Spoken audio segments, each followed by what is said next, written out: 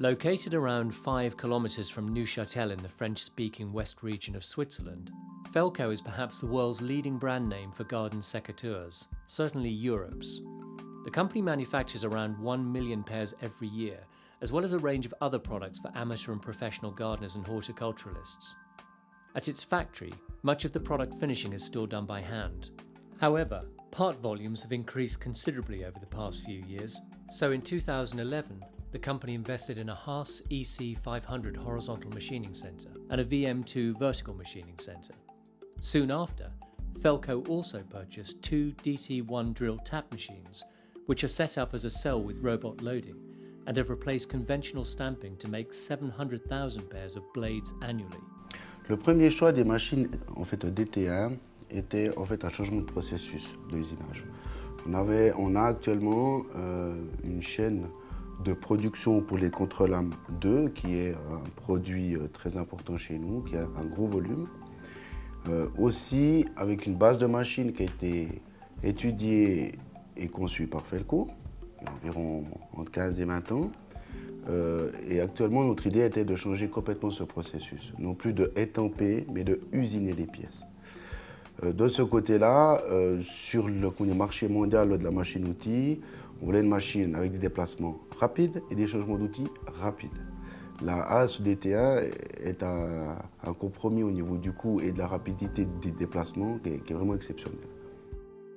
De là, après, on doit alimenter cette machine par un automatisme. Donc, on a décidé de mettre un robot. Donc, on fait un apport de pièces à l'aide d'un bol vibrant.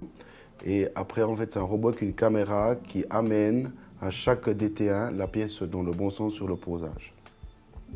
Grande difficulté, encore une fois là, c'est la reconnaissance des pièces, la précision des pièces qui doivent rentrer à l'intérieur de la machine pour pouvoir être usinées. Donc on a 2 DT1 qui sont reliés par 2 robots. Pourquoi? Parce qu'on a une telle cadence de production qui doit être élevée. Nous avons décidé de diviser les opérations par 2.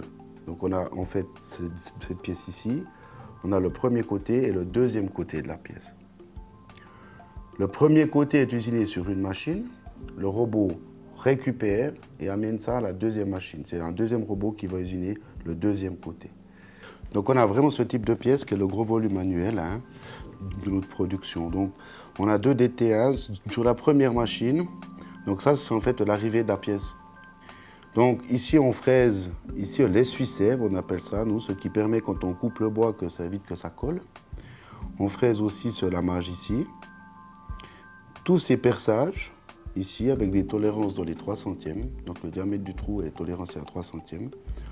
On fraise aussi ce carré, donc par une opération assez spécifique, mais en fait le carré ici est usiné aussi. De l'autre côté, ici sur la tranche, on voit aussi le fraisage ici en fait de la coupe. On voit très bien avant, après, etc. Et ici, le fraisage de la pointe. Ça, c'est ce qu'on fait en fait au DT1. Donc c'est des cadences qui sont vraiment rapides, c'est environ une pièce, 2 pièces toutes les 40 secondes et un volume de pièces annuel entre 600 et 700 000 pièces. Donc voilà pourquoi on a choisi ces machines-là en fait.